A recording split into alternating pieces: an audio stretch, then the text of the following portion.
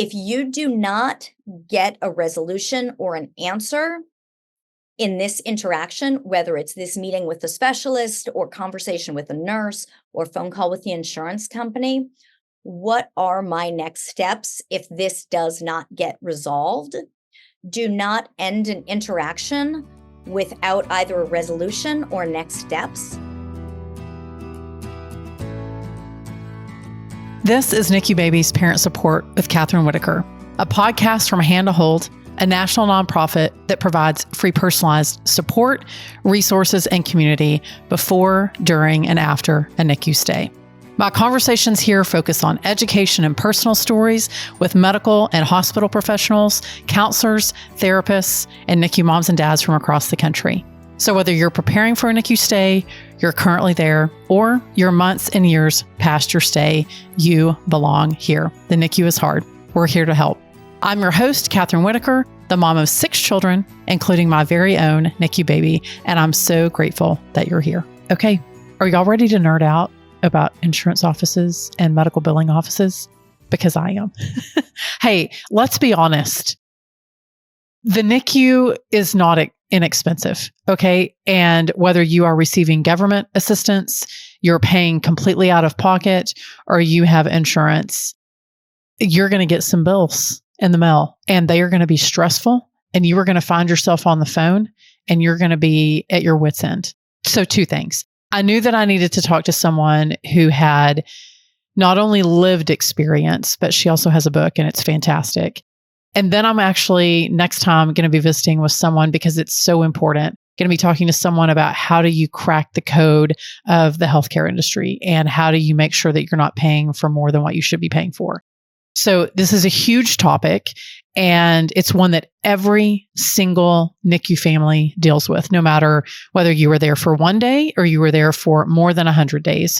This is something that is going to hit your inbox and it's going to stress you out. And so I decided, hey, let's relieve the stress and let's talk about some good practical strategies. What can you do today? And my guest and I are going to talk about things that you can do today. And then next time, we're going to talk about how do you crack the code. So if you are as ready as I am to nerd out on how do you get the best care possible for your baby and get as much of it paid for, whether it's by the government or your insurance company, that you deserve, right? Because those programs exist to help you. And I want to make sure that you are utilizing all the things so that you can get the best possible care for your child. And I am so excited about today's guest. My guest today is Kelley Coleman. She's a feature film development executive turned author. She's also active in the disability advocacy community.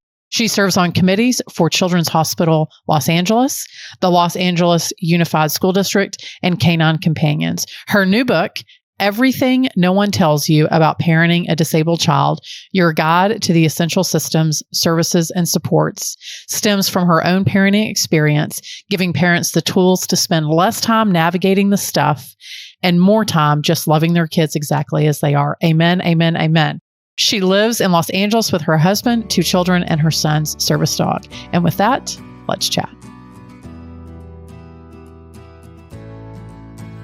Well, I am so happy to have Kelley Coleman with me here today. Kelley, thanks for joining us on the podcast. Thank you for having me. I just connected so much in listening to all of your episodes. I'm sharing it with people.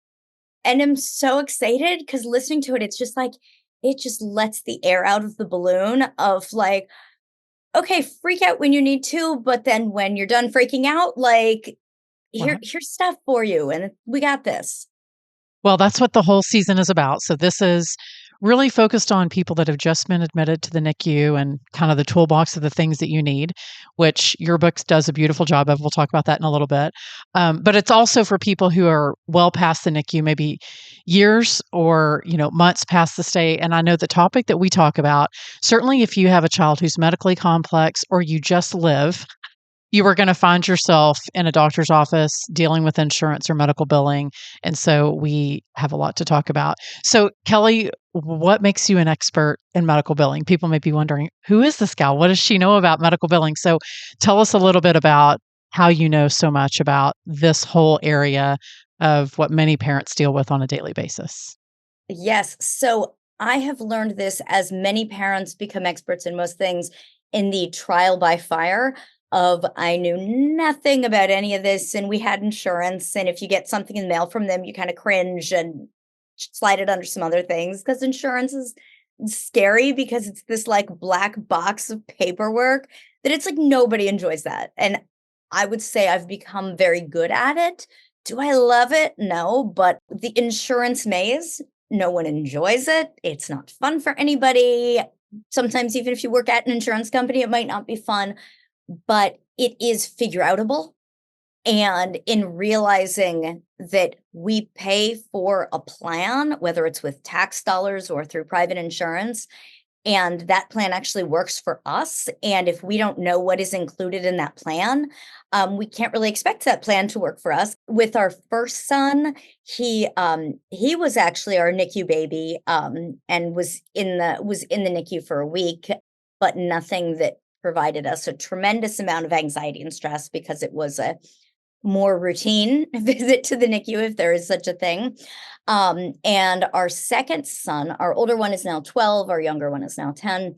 And he was not a NICU baby. However, he has been our let's dive into insurance child. Aaron is this amazing kid with this great boy band hair and is just like the mayor of everywhere he goes and loves airplanes and bubbles and pools and all the things. He also has multiple disabilities, including a yet undiagnosed genetic syndrome, which presents as autism, cerebral palsy, epilepsy, cortical vision impairment, sensory stuff, motor stuff. He's an overachiever. He just like collects all the diagnoses. So within that, we have had to access our insurance plan on a very deep level, starting from early stages. We figured out something was going on very early in his infancy. And I sort of had no choice but to figure it out. And in the beginning, there was a lot of how can I do the bare minimum?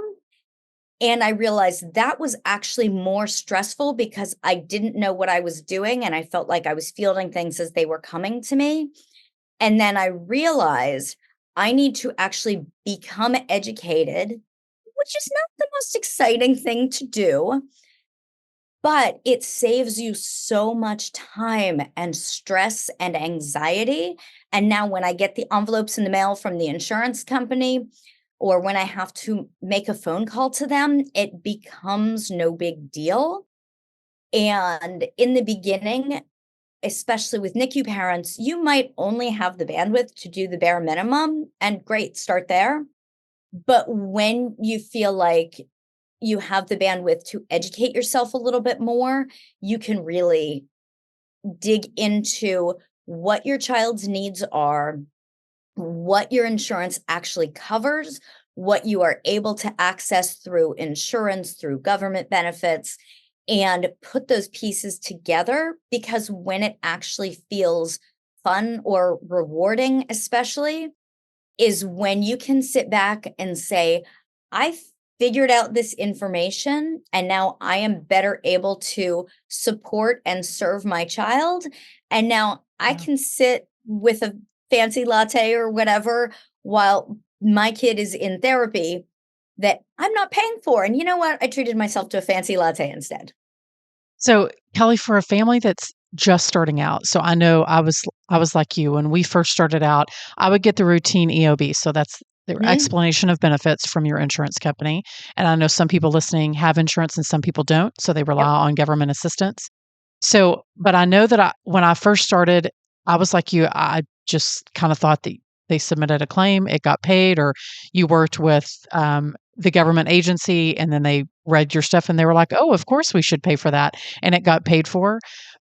But that's not always the case. So, if you're just starting out, what are a few questions or a few resources that you should tap into to begin to educate yourself about this vast, huge thing that is government assistance and medical insurance when it comes to billing for your child?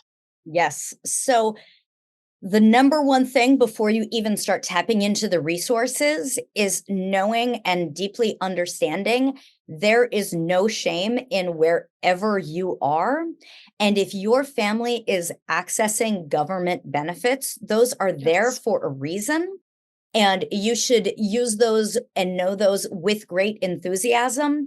And whether you are accessing those benefits based purely on disability, whether you are accessing those benefits based on your income level, they are there for you and you should feel great about that. So if you do not know your ability to even access government benefits, or if you're like, I'm afraid to call my private insurance company, start with, if you are in the hospital, ask the social workers. The social workers can help you to figure out where to start. When a social worker comes to you, you might be in the position we were in when that first happened. And I was like, what's a social worker? What do you do? Ask them. Say, I don't understand exactly what your job is. Know that they are there to help you. And it's okay to say, how can you help me? Because I don't even know what help I need. Start with the social workers at the hospital. They are great resources. Also, when finding things that may or may not be covered when you leave the hospital, oftentimes the hospital is the conduit for getting services, feeding tube supplies, medical equipment, as they get older, perhaps diapers covered, if older children need such things. Often the hospital will be able to say, oh, we know exactly how to make that happen. Right. Anytime you can ask someone, can you do this for me? And they say yes, say thank you. And then Yes. follow up and know that they are there to do this for you. And that's great. So if you are starting out from, I got nothing, I am not connected to other parents, I am not connected to social workers, I'm not in the hospital presently. If you have any doctors or specialists who are at a local hospital, call that doctor's office and ask them to speak with and to introduce you to a hospital social worker. If that is not an option, Google your state name and then Department of Developmental Services. And I have literally tried that for different states. And I have randomly emailed or randomly called people just to see if they'll help me. And they do. And That's sometimes I amazing. have to wait on hold. But so your state name and then Department of Developmental Services, and or your state name and the Department of Health and Human Resources. Every state will have different departments, and each state, the benefits and also the private insurance is handled very differently. When I was writing my book, hey, look, here's my It's book. so good. We're going to talk about it. Thank you. In I'm fact, so I had a chance to read it and I was like, where was this 14 years ago? It's so good. thank you. So That's good. I'm reading and writing this. I'm like, this is good. I'm like, oh, I read that. Oh, cool. I Okay. needed this. Yes. And the chapter I was most dreading writing was the insurance chapter. The chapter that is now my favorite is the insurance chapter because it is so daunting and Yeah. every parent needs this, whether your child is a NICU baby, whether or not your child is disabled. And frankly, we all need it for ourselves. And Yes. what was interesting is how hard it was.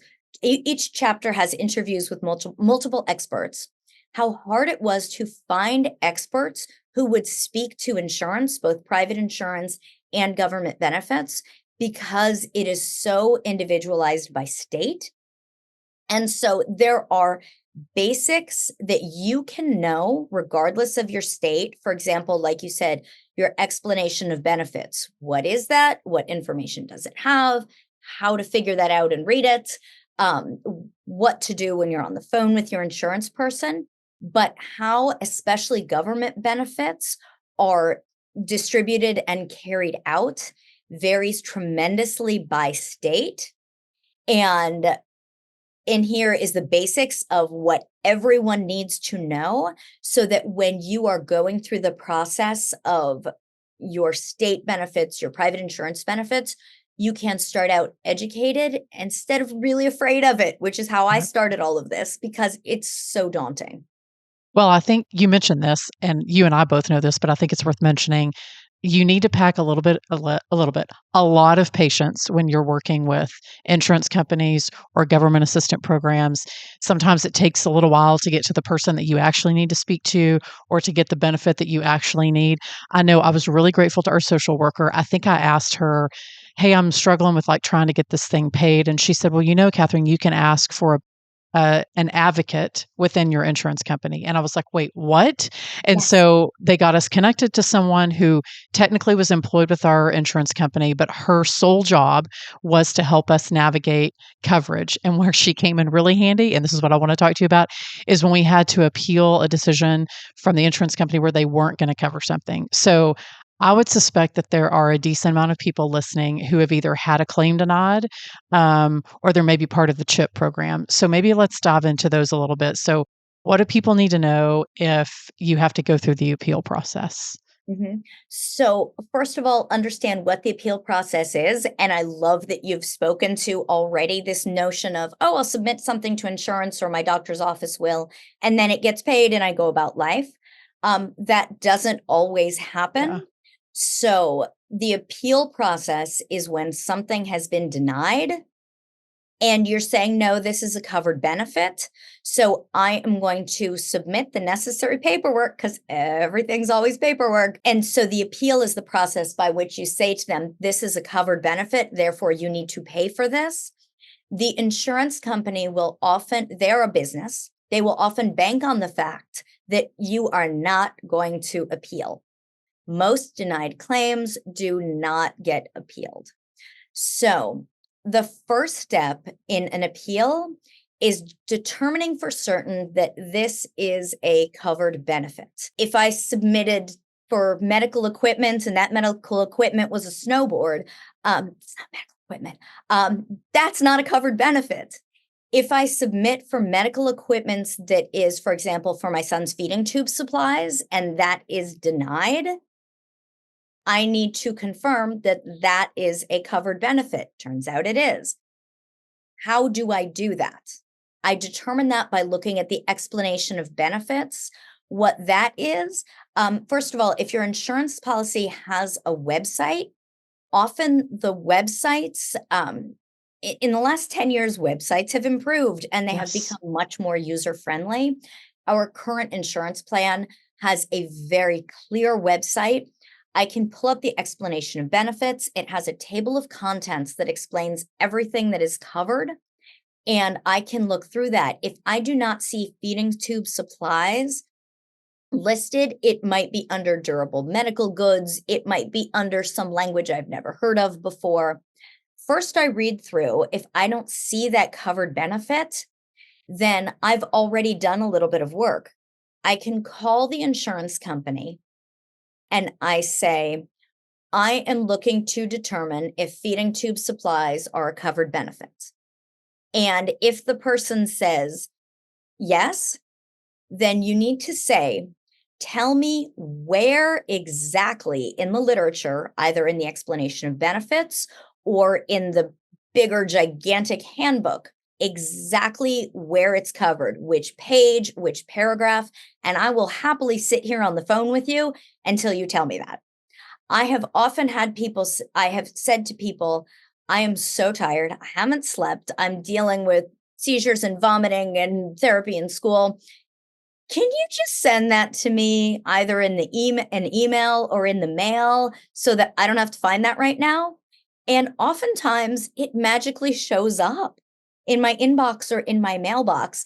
And, when something shows up in the mailbox and the covered benefit is highlighted, that makes my life easier. So anything Yeah. you can think of to ask nicely and reasonably that makes your life easier, do that. So you determine if it is a covered benefit. If it is not a covered benefit, then ask for a denial letter. Sometimes these are really easy to get, sometimes they're not, sometimes they're called different things. In the book, it dives into all of that.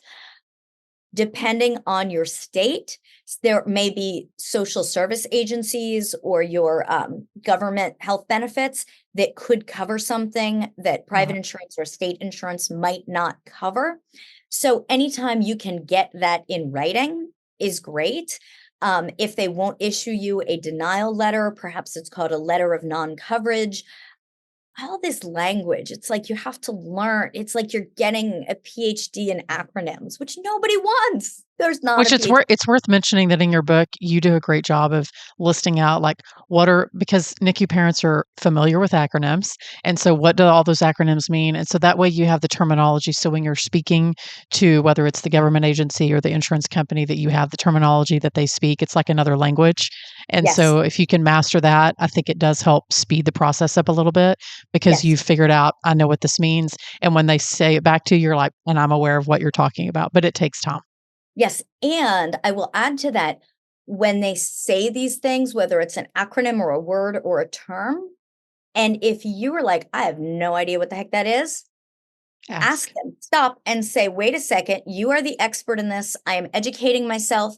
I often say, can you please repeat exactly what you just said? Because I need to hear that again. And then I'm going to ask you the questions about that because I don't understand this word. I don't understand this term. And people are happy to explain and to be the expert. Let them be the expert. A phrase Good that I advice. often use when I am trying to get assistance from someone, especially at the insurance company or at a met billing office, I say, I have total confidence in you to figure this out. And then not a lot of people are going to be like, oh no, don't have confidence in me. I can't do that. And you're like, I have confidence in you. You are the expert. You've got this. And then the person at the company's like, I am an expert. I'll do this.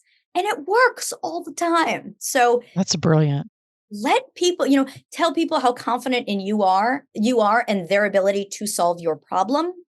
If you are on the phone with someone and the problem is not getting solved, always know, and this goes for many things, especially dealing with medical offices and doctors and specialists.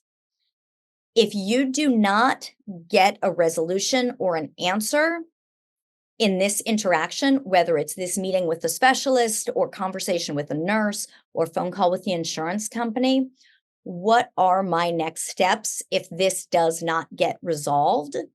Do not end an interaction without either a resolution or next steps. And with insurance, that comes back to appeals. Once you know if it is a covered benefit, I always make a phone call, even if I think I know the answer, and say, I need you to walk me through the bullet point list of items that you as the insurance company need from me in order to process this appeal.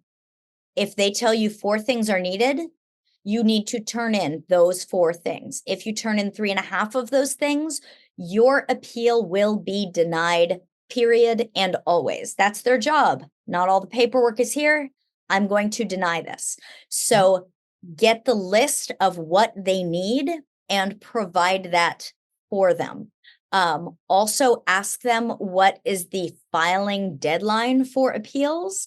Some insurance companies, it might be a brief window from when you first submitted or from when the procedure happened, for example. So find out when that clock starts ticking. It might be a year. If you can, don't wait a full year because you need that money. Like get that money in your pocket, not theirs. But find out the information that they know that they will use to deny you. You missed a deadline, you didn't submit the paperwork, there wasn't a prescription attached, it's Tuesday and it's raining, like submit it on Wednesday when it's sunny, great. But know what they know and then just give them that. And it's annoying, it's time consuming, it is not how you want to spend your afternoon. But when you get a check in the mail or when you get a letter saying that this was looked into and it is covered, not only does it feel really good, but it can save you thousands of dollars and it can give your family and your child access to necessary services. Not every state has a robust system of home and community-based services, what that means is you might get things covered in the hospital and fully paid for in the hospital that might not be covered or paid for when you are at home. So if you are in the hospital, talk to your nurses, doctors, social workers, the custodian, anybody who will listen about what services, supports, equipment, therapies, doctors, anything you might need when you are out of the hospital, and find out if that is a covered benefit. And if not, what legwork you are able to do to get it covered. And also, it may not be the answer you want if you hear that certain things are not covered, but it can save you the time and stress of trying to tell people to cover this when it is not a covered benefit, period. So don't spend and frankly waste your time. I've wasted so much time. Don't waste your time chasing things that are not actually available to you. Chase the things that are available to you and get those things, and then try and get some sleep because we need sleep. Yeah, and like maximize this knowledge that you have. I know one thing that I think it was our advocate told us. She said, speaking about that like overwhelmed part, like at the very beginning when I was overwhelmed and I was like, I think we paid that bill. And then I looked back, I was like, I don't Yeah. think we should have paid that bill. So we actually asked our insurance company, I said, can I get an audit of the whole Yep. year? And we got an audit and I was able to cross check and be like, okay, so we paid this, but we didn't need to pay that. And that Yeah. audit was a good starting place. And certainly for the first few years when we had so many claims, that Yes. audit was like my Bible that we would go through.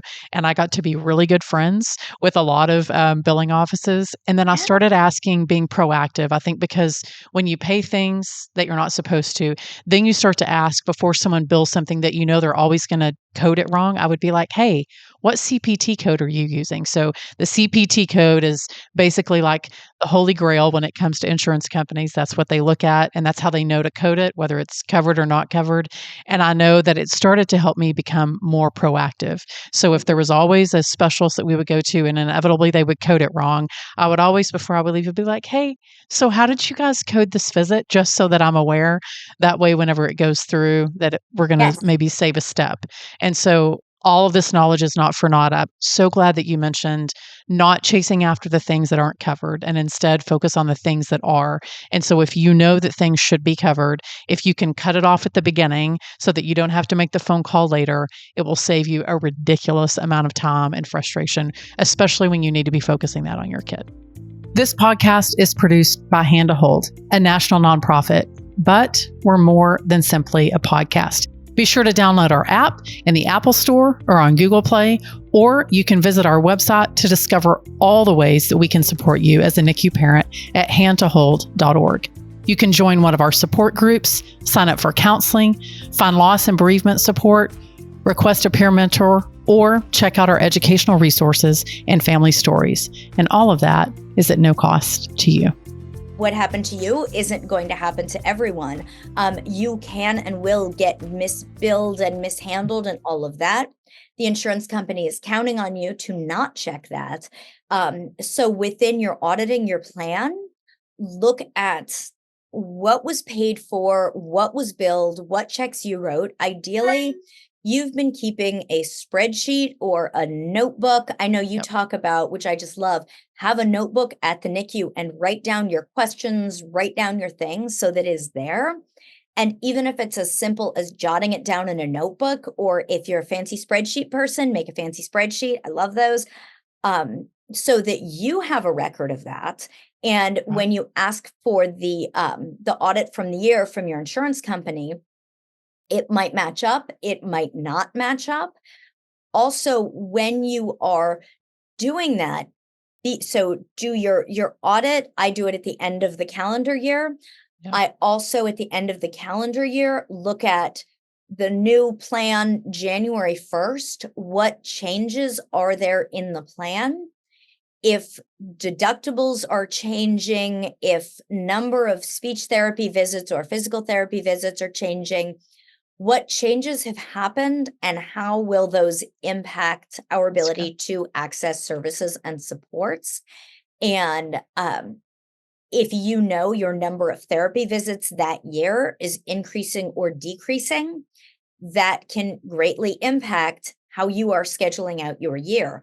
So, again, all this boring stuff, I feel like just put it on your calendar, suck Right. it up, and do it. And then the rest of your year is so much smoother. And hopefully, you're using money you got back from the audit to help fund the rest of your year. And I know we mentioned this. I know we've been talking a little bit about insurance, but I know that there are some families that are able to tap into their insurance, but they're also able to tap into government services at the same time. It's not an either or situation. I know in Texas, I can't speak to every state, but in Texas, we had an early intervention program where a therapist actually came to our home and worked with our son. And I had no idea that that was available to me. I was like, well, we're not going to qualify. And I just kind of blew it off. And the social worker was like, no, you qualify. You should use this. It's important that we have families that use these services because that's why we have these people here.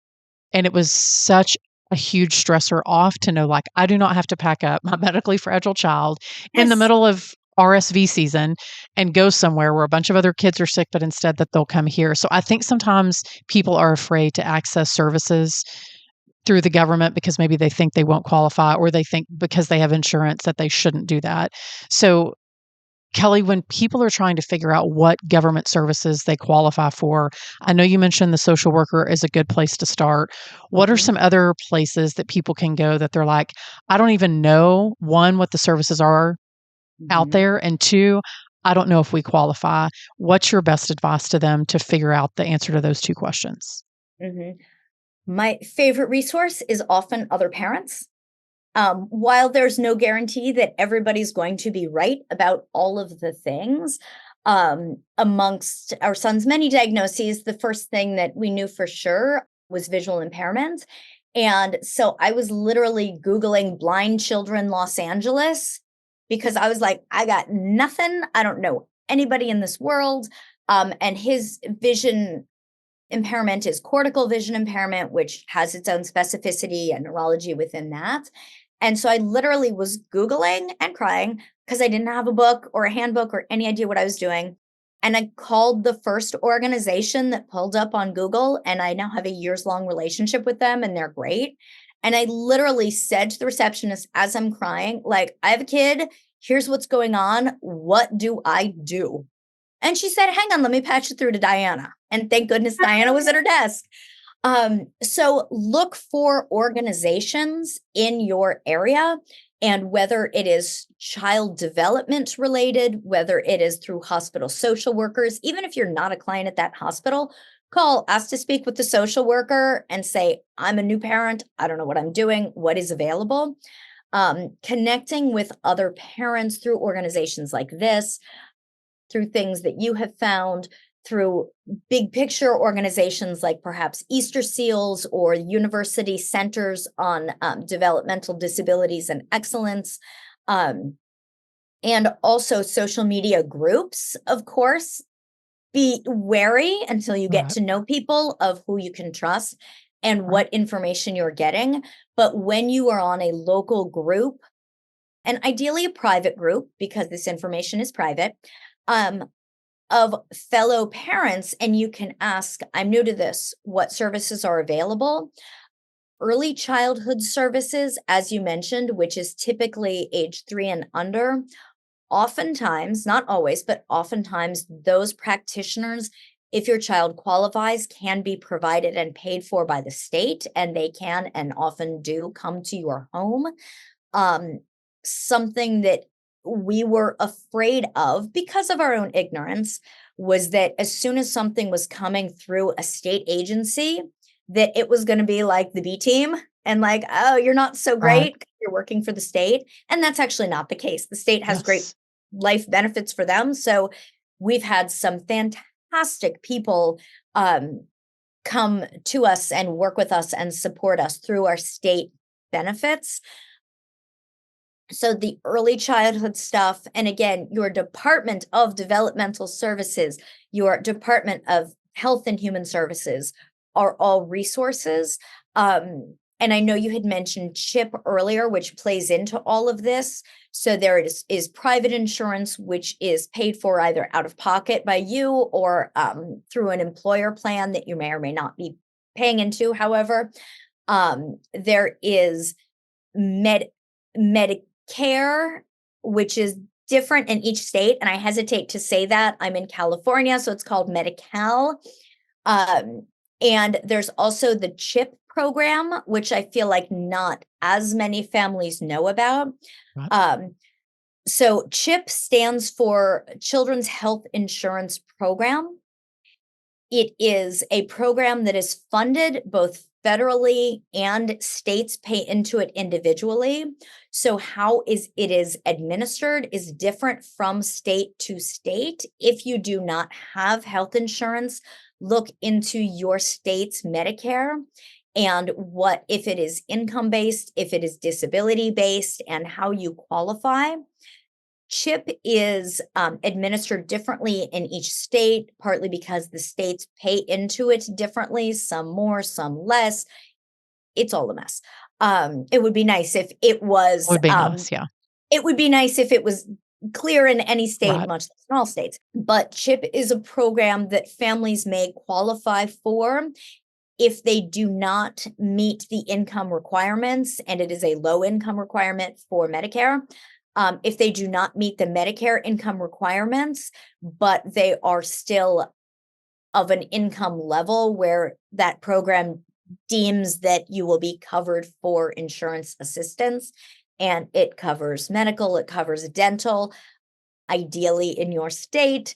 But you can also find out, Google Children's Health Insurance Program and your state, and just know as you are looking into all of this, be sure that what you are reading for any government benefits and insurance is specific to your state. If I'm reading about what's available in Louisiana, I am going to get incorrect information for my family. And I know one of my very best friends is in Texas, and her daughter has a lot of support needs, as does my son.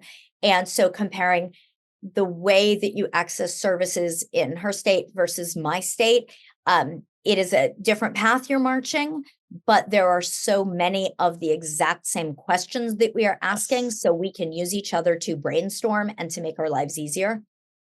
I think I love your advice of asking other parents. While a friend of mine often say this, we say, while we're not necessarily running the same race, we're running parallel.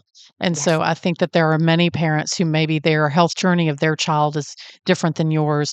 You are running parallel. And so the questions that you ask, the services that you reach out to, the people that you access can be the same. But their answers just may be different, or your path may be slightly different. So I think that's a really good thing to mention to people. I mean, we should talk about your book and what all. I know you don't just have a chapter on medical billing and insurance. So tell people who are listening a little bit about what you kind of dive into, some of the topics that people can expect when they get your book, and also tell us the name of your book. Yes, thank you. So my book is available for pre-order everywhere and comes out March 12th. It's called Everything No One Tells You About Parenting a Disabled Child, Your Guide to the Essential Systems, Services, and Supports. And it's the how the heck to actually do this.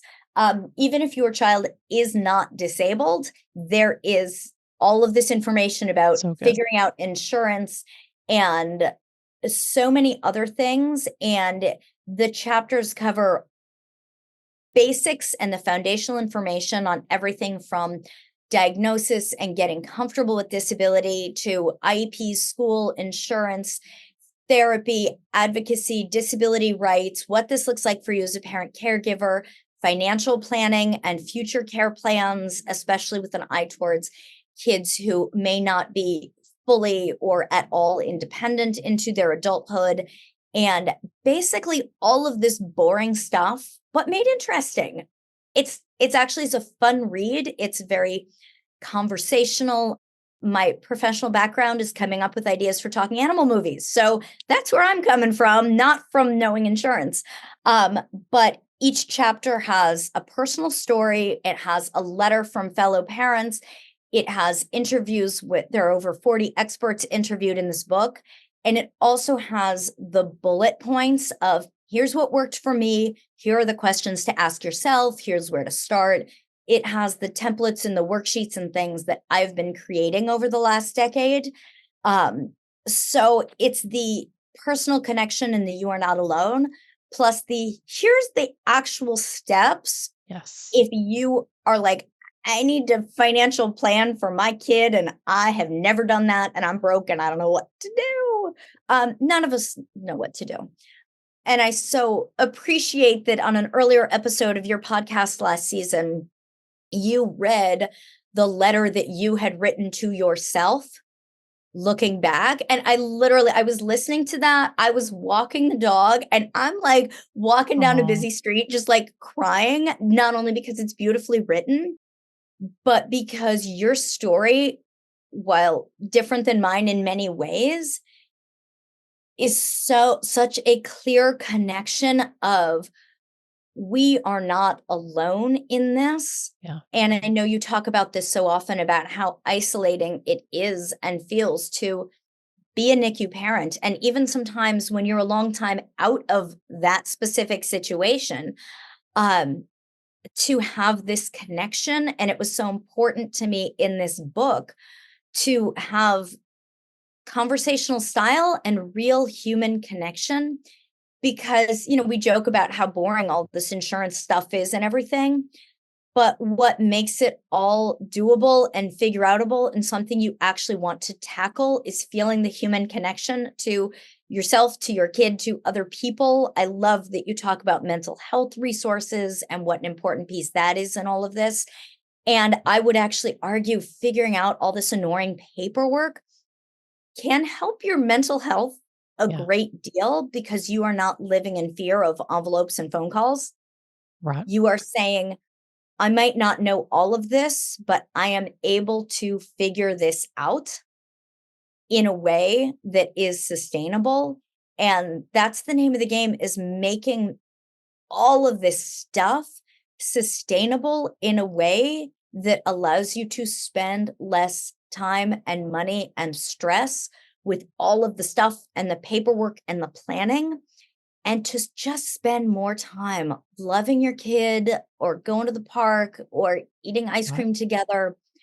And that's why we're doing all of this, is for that joy of connection with, oh, I'm going to cry, with our kids and our families, and figuring out how to spend less time with that stuff that we're going to have to do anyway. Right. Is a really important piece, because then I can walk away from the stack of insurance things and just go play with my kid. Well, thank you, Kelley. I can tell you that your book is now, I've had the honor of reading it before everyone else read it, before it hits the market, but I can say that it will be the book that I will send every mom that I know that has a NICU baby or a child in the hospital, or just who has a lot of needs. I love that there's a chapter on IEPs. We did an episode last year about sort of how to navigate the IEP and school system. What a mess that is. Yeah. That's like insurance, just in a different way. But all a mess. I love, because at first I was like, oh, okay, like I've heard of these books before, like they're going to tell you what to do, but your book actually does, like really good practical steps. Like, these are questions that you should ask. These are things that you should consider. These are experts that are telling you. These are resources to go access. Like, it's so practically helpful and actually fantastically written that I was like, okay, Kathryn, stop reading past the medical chapter. That's what you're focusing on, but there's so much good stuff in there. So I'm a big fan of your book. I think it's going to be an amazing resource for parents in one place to have all the things, and then they can figure out like what applies to me, and then how do I go dig deeper. But you did a phenomenal job. So thank you for the time and effort and energy I know that took, but what a blessing that will be to families. And I know, like you said, it allows us to do our most important job, which is to love our kids, to advocate for them and love them well, so that they can live the best life that they have been given, and for us to watch them grow and learn, whatever their path may be. It can be a really beautiful thing. I'm going to give you one last chance to give advice. You've given us a ton of advice, but one more chance. So what's your best advice to a parent that feels overwhelmed right now with medical stuff when it comes to billing and insurance and government programs? My best advice for someone who's feeling overwhelmed by this, because it is overwhelming, is just pick one thing. You don't have to do it all. Even if that one thing is sign up with a login and a password on your insurance company's website. You know what? That might be it. That might be all you have the energy for today. But then when you have the energy, what is one more thing? I'm just going to familiarize myself with this. I'm going to make a phone call because I couldn't find the explanation of benefits. And I'm just going to ask where it is. I'm not even going to pull it up. Those tiny little things, just choose one. So often we are overwhelmed because there are 10,000 things to do, and you cannot do all of that at once, period. Just pick one thing and then be done, and pat yourself on the back and congratulate yourself because you did a thing, and that's not nothing. Kelley, thank you for such good practical advice, for having a resource that people can tap into. I'll link all that to the show notes, but thank you for being here today. It was awesome. Thank you for having me. I love your show and I appreciate all that you do.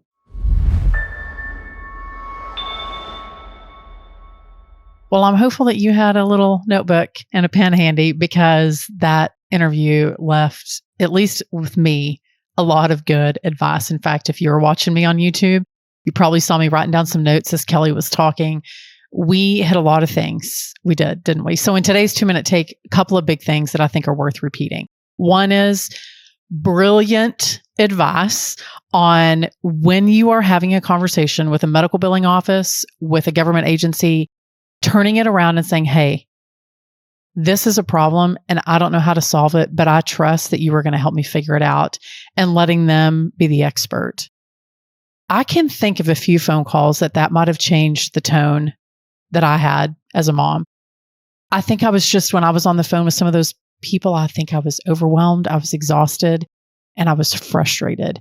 And Kelley's advice reframes that, sort of helps you take I'm going to take a deep breath and we're going to solve this problem. We're going to figure out, is this thing covered? Is it not covered? Is this program available to me? Is it not available to me? And if so, what's the next action step?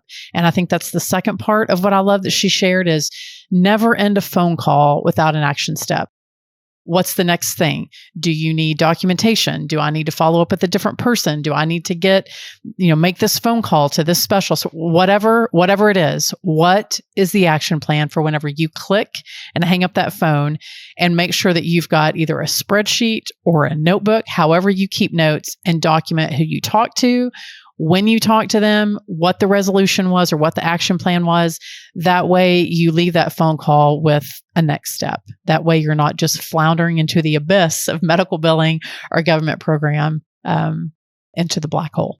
So Kelley was an exceptional resource. Make sure you grab her book. It goes on sale this month. It's Everything No One Tells You About Parenting a Disabled Child. You can find her on social media at Kelley Coleman. And we have linked all that in the show notes. But please, if you can do us a favor, if you love today's episode, if you got a lot out of it, please take a second to subscribe to our channel. You can rate or review the podcast. That's how we get into the ears and the eyes of people that need us. Y'all know about us because you're listening to us or you're watching us, but please take a second to do that. It definitely helps our reach, and we're so, so grateful for that. But definitely come back next week, because this is what we're talking about next time. But if you're in that working family type of middle class range of income, all hospitals, nonprofits hospitals, are required to provide financial assistance by the IRS. Look up their financial assistance policy. These are not something that you should feel bad about taking advantage of. These are benefits they get because they're nonprofits. So they're saving millions in tax dollars to provide this charity care to families. So look into that, because you might qualify for financial assistance for your NICU stay, and that could forgive your medical bill 100%.